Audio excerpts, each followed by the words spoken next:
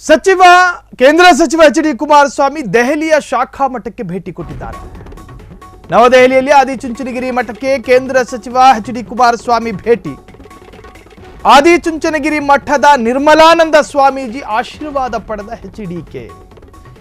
ನವದೆಹಲಿಯ ಸರ್ವಪ್ರಿಯ ವಿಹಾರದಲ್ಲಿರ್ತಕ್ಕಂತಹ ಆದಿಚುಂಚನಗಿರಿ ಶಾಖಾ ಮಠ ಪರಮ ಪೂಜ್ಯರ ವಾತ್ಸಲ್ಯ, ಕರುಣೆ ಮತ್ತು ಅನುಗ್ರಹಕ್ಕೆ ನಾನು ಧನ್ಯನಾಗಿದ್ದೇನೆ.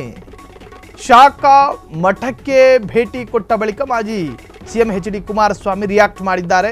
ಮೇ 14ರಿಂದ ತಮ್ಮ ಸಚಿವಾಲಯಕ್ಕೆ ಸಂಬಂಧಿಸಿದ 5 ಸಭೆಗಳನ್ನು ನಡೆಸಿರುವಂತಹ ಸಚಿವ ಅನಾರೋಗ್ಯ ಕಾರಣದಿಂದ ವಿಶ್ರಾಂತಿ ಪಡೆದಿದ್ದ ಕೇಂದ್ರ ಸಚಿವ ಎಚ್.ಡಿ. ಕುಮಾರಸ್ವಾಮಿ ಮೇ 12ರಂದು ಬೆಂಗಳೂರಿನಿಂದ ದೆಹಲಿಗೆ ತೆರಳಿರುವ ಕೇಂದ್ರ ಸಚಿವ ಎಚ್.ಡಿ. ಕುಮಾರಸ್ವಾಮಿ ಶಾಖಾ ಮಠಕ್ಕೆ ಭೇಟಿ ಕೊಟ್ಟಿದ್ದಾರೆ.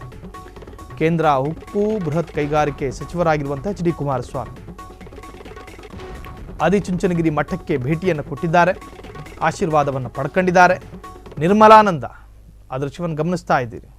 ಅತ್ಯಂತ ಪ್ರಿಯರಾದಂತಹ ಮಠಾಧಿಪತಿಯವರು ಎಚ್.ಡಿ. ಕುಮಾರಸ್ವಾಮಿ ಸಾಕಷ್ಟು ಬಾರಿ ನೊಂದು ಬೆಂದಾಗಲೆಲ್ಲ, ಮಗ ಸೋಲು ಕಂಡಾಗಲೆಲ್ಲ, ತನ್ನ ಕುಟುಂಬಕ್ಕೆ ಆರೋಪ ಬಂದಾಗಲೆಲ್ಲ, ತಾನು ಕಾನೂನಾತ್ಮಕವಾಗಿ ಕಂಟಕ ಎದುರಾದಾಗಲೆಲ್ಲ, ತನ್ನ ಬಿಡದಿಯ ಮನೆಗೆ JCB ಹೊರಗೆ ನಿಂತು ಗರ್ಜಿಸಿದಾಗಲೆಲ್ಲ ಸಾಕಷ್ಟು ಕೆಲವೊಂದು ಅವರು ನಂಬುವಂಥ ಕೆಲವರನ್ನು ಭೇಟಿ ಮಾಡೋ ಒಂದು ಪ್ರತೀತಿ ಅವರಿಗಿದೆ. ಸೊ ಅದರಂತೆಯೇ ಆರೋಗ್ಯದಲ್ಲೂ ಕೂಡ ಏರುಪೇರಾಗಿತ್ತು. ಅವರ ದೇಹವು ಕೂಡ ಕ್ಷೀಣಿಸಿತ್ತು.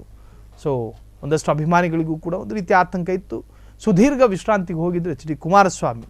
ಸೊ ಈಗ ಆದಿಚುಂಚನಗಿರಿ, ಇದು ದೆಹಲಿಯಲ್ಲಿರ್ತಕ್ಕಂತಹ ಶಾಖಾ ಮಠ, ಆ ಮಠದ ಮಠಾಧಿಪತಿ ನಿರ್ಮಲಾನಂದ ಅವರ ಆಶೀರ್ವಾದವನ್ನು ಪಡೆದರು. ಯೋಗಕ್ಷೇಮವನ್ನು ಹಂಚಿಕೊಂಡ್ರು. ಅವ್ರ ಜೊತೆ ಒಂದಷ್ಟು ಹೊತ್ತು ಚರ್ಚೆಯೂ ಕೂಡ ನಡೆಯಿತು. ಅದಾದ ನಂತರ ಒಂದಷ್ಟು ವಿಶೇಷ ಪ್ರಾರ್ಥನೆ ಸಲ್ಲಿಸಿ ಕೇಂದ್ರ ಸಚಿವರು ಅಲ್ಲಿಂದ ಹೊರಟಿದ್ದಾರೆ.